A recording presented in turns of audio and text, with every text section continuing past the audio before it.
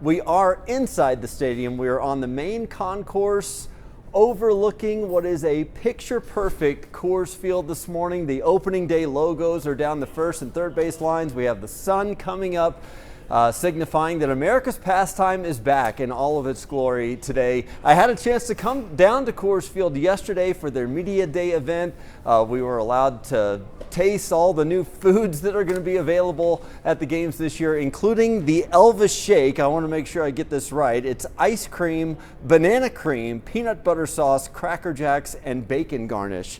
And that's available at the Helton Burger Shack this year. Also had a chance to get down to the field and watch the players take batting practice. A lot of new faces on the team this year. And of course, it's been 3 years since we've had an opening day with a full capacity crowd. So it's going to be a big party today. Despite the small lockout delay, I spoke to the Rockies front office about how nice it is to have baseball fully back. What is new or different about this opening day that maybe we haven't seen in the past couple of years? Well, this year, unlike last year where we started with restrictions, we'll have everybody back together, so we don't have to worry about distancing or pod seating or a lot of the other mask wearing. People will still be able, if they're more comfortable, to wear a mask coming to the game. We encourage them to do that. We'll still have hand sanitizer stations throughout the park. Also, don't forget to bring your debit or credit card because there are no cash transactions at the concession stands. Mark your calendars. If you can't make it down here for opening day, not to worry. The Rockies have a lot of promotional items. They have theme nights planned this year. There will be fireworks on both July 1st and 2nd. Those are games against the Diamondbacks. And then one more September 23rd for fan appreciation fireworks after the Padres game late in the season. A fan favorite theme night is Star Wars.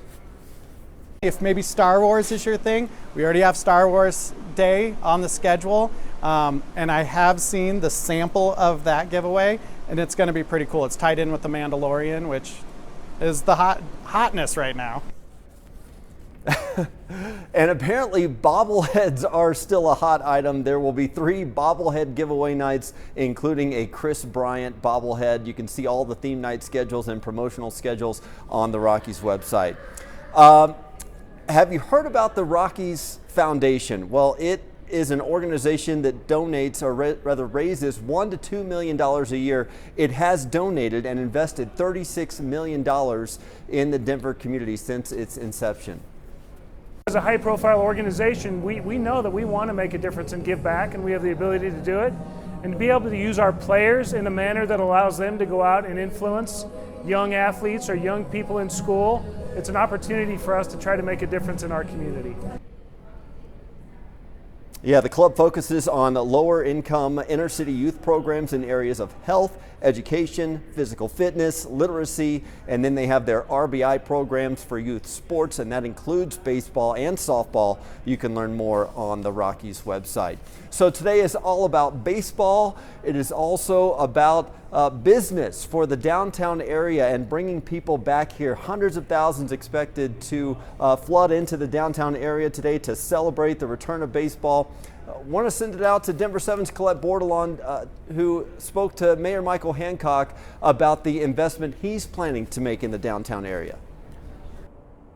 Yeah, and those investments, Brian, aren't just to make sure that this area can bounce back after the pandemic, but also to make sure downtown is safe and welcoming for all of us who live here in Denver and anyone who's coming to visit. Now, there are 2 kinds of those investments. There's the short-term first, which is safety focused downtown in places like the 16th Street Mall and Union Station, and then the long term, where city leaders want to reimagine downtown as a complete neighborhood instead of a business district.